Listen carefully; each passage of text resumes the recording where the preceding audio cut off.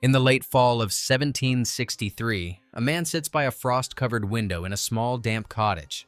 His joints are aching with a fire that feels fueled by the very mist rising from the marsh outside. For him and for millions throughout the centuries, the grinding pain of inflammation was no mere inconvenience. It was a shadow that loomed over every waking hour. There were no plastic bottles, no chemical shortcuts. Only the land and the hope that something growing in the mud could stop the screaming in his bones. He had heard whispers of an ancient remedy, a bitter powder derived from a tree that stood tall where others drowned a shimmering silver-leafed ghost of the wetlands. When he drank the infusion of its bark, the fire in his blood began to cool. The grinding in his knees softened into a dull hum, then finally silence. This is the story of Salix Alba the White Willow, the forgotten father of modern aspirin. For nearly 2 centuries, this living pharmacy was the most prized possession of physicians.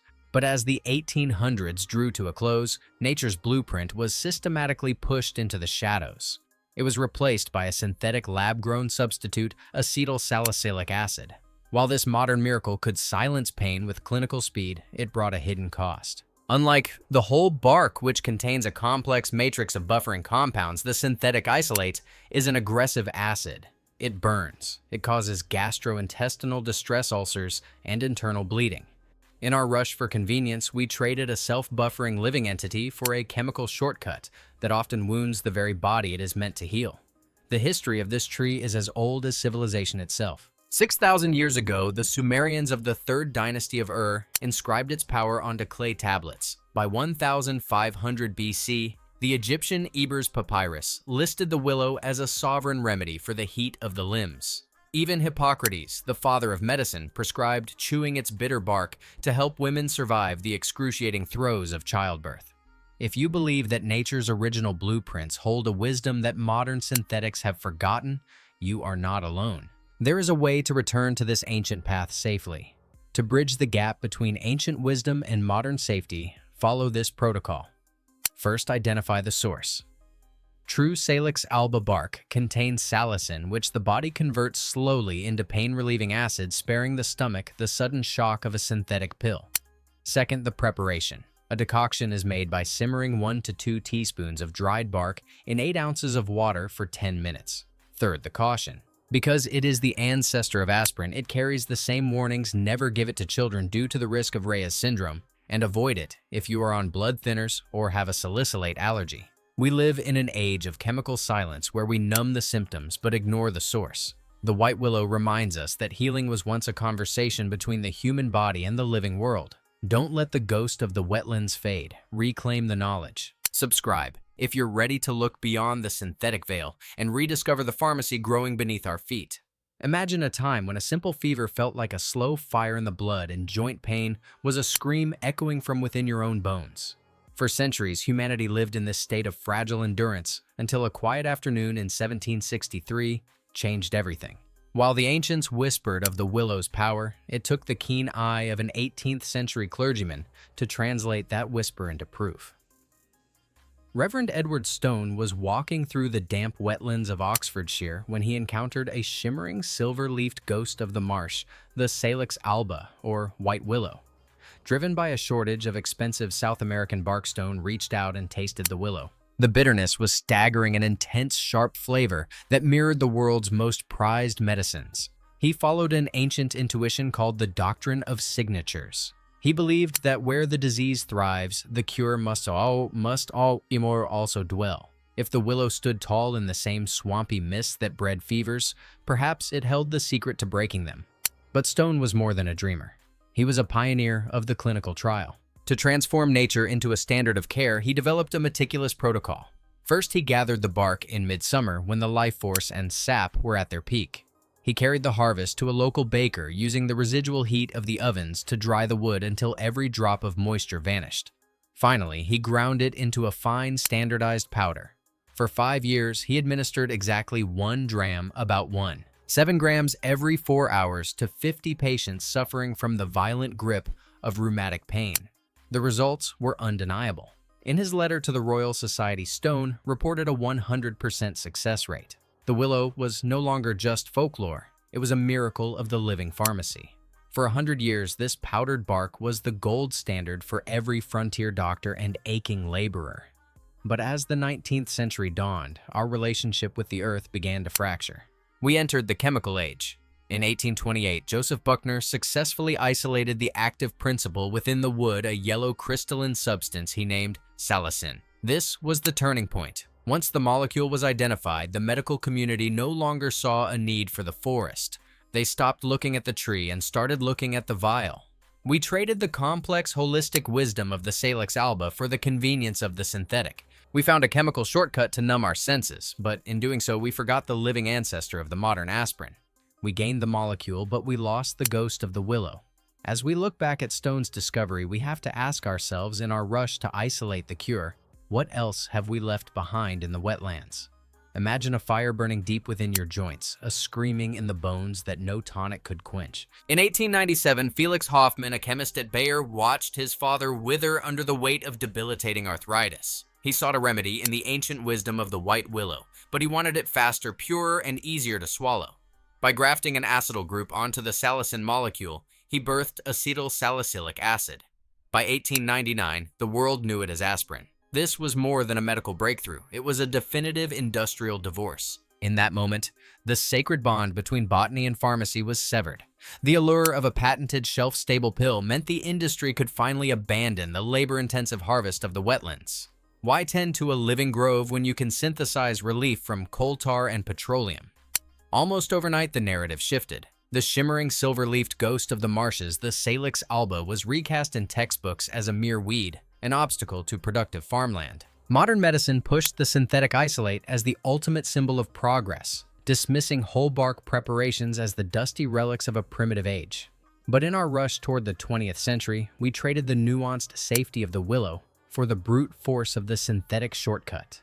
Today, researchers look back at this pivot as a primary driver of millions of cases of gastric damage. We silenced the messenger, but we ignored the complexity of the message. To understand what we lost, you must look at the tree itself. The white willow is a riparian warrior. It thrives in the suffocating embrace of waterlogged soil where other giants would drown. It breathes through a specialized internal network called parenchyma, essentially a system of biological snorkels that carry oxygen from the shimmering leaves down into the dark submerged roots. It acts as a living anchor, holding the very earth together against the rage of the floods. Its capacity for rebirth is nothing short of bionic.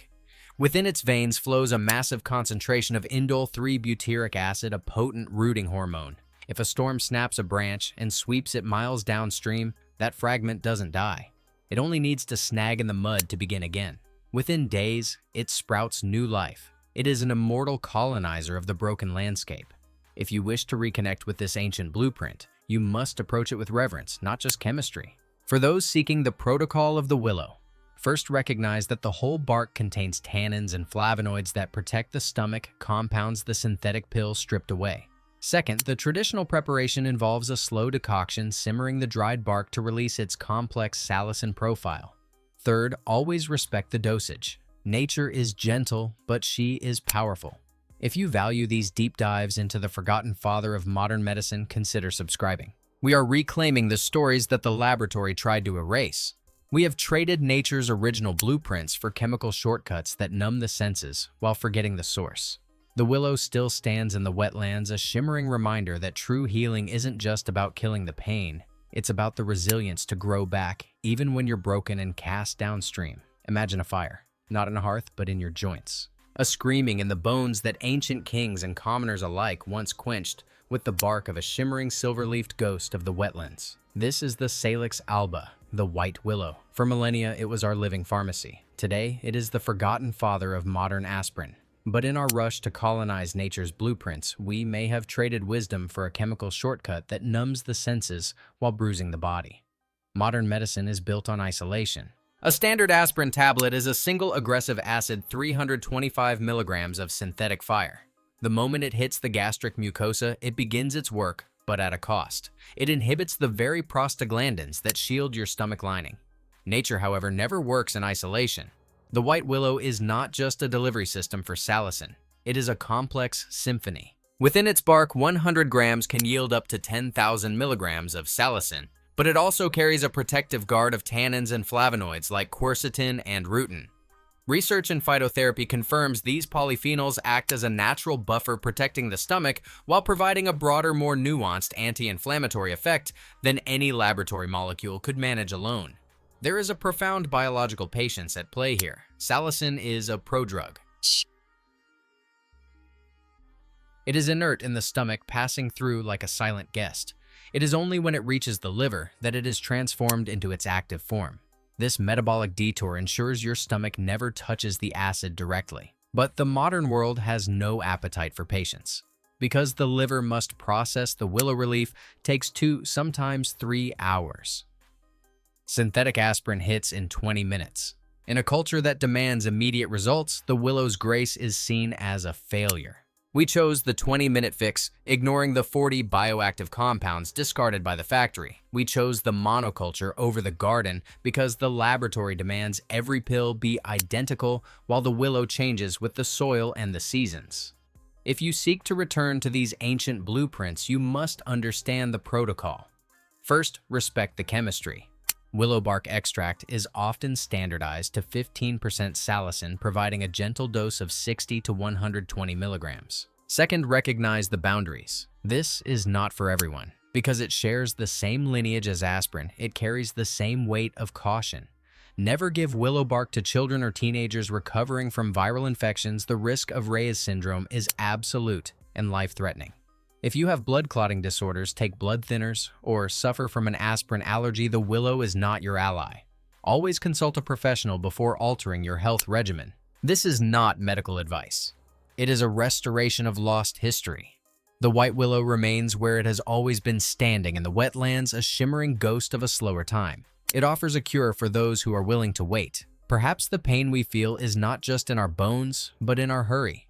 Nature's pharmacy is still open. We just have to remember how to listen to the silence before the relief. Imagine a pain that screams within your very bones, a fire in the blood that no amount of rest can quench.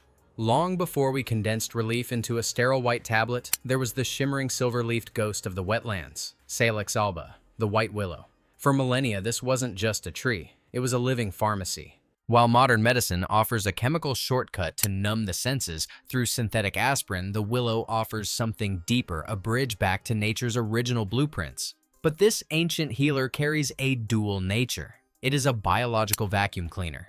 Through a process known as phytoremediation, the willow's roots reach into the dark earth, absorbing heavy metals like lead, cadmium, and even uranium. It is currently being deployed on industrial brownfields to swallow diesel fuel and chemical runoff, cleaning the ground so that other life may return.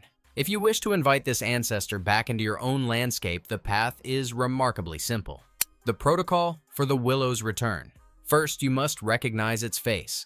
The white willow is distinguished by long, lance-shaped leaves with a fine silky white down on the underside, a silver flash in the wind. Do not mistake it for poison sumac. While sumac carries complex compound leaves with up to 13 leaflets, the willow is simple, singular, and alternate. Find the wounded places in your land, the soggy corners where the grass refuses to grow, or the muddy banks of a pond. In USDA zones 3 through 9, this tree is effectively unkillable as long as its feet remain wet. In the early spring, take a 12-inch cutting, a simple whip of life, and press it directly into the saturated ground. It will root with a ferocity that defies logic, reaching 10 feet toward the sky in a single season. To harvest the medicine without killing the source, use the ancient method of coppicing. Cut the tree back to the earth each year. It will respond by sending up straight, flexible shoots, giving you its potent bark, while the rootstock remains eternal. A final critical warning for the seeker. Because the willow breathes in the toxins of our world, never forage near the gray veins of highways or the shadows of industrial zones. It absorbs our mistakes so we don't have to. We have traded the garden for the factory, forgetting the living wisdom of the trees. Perhaps it's time to stop merely numbing the symptoms and start planting the cure. If you found value in this journey back to the roots, give this a like and subscribe to join us in the garden. Until next time.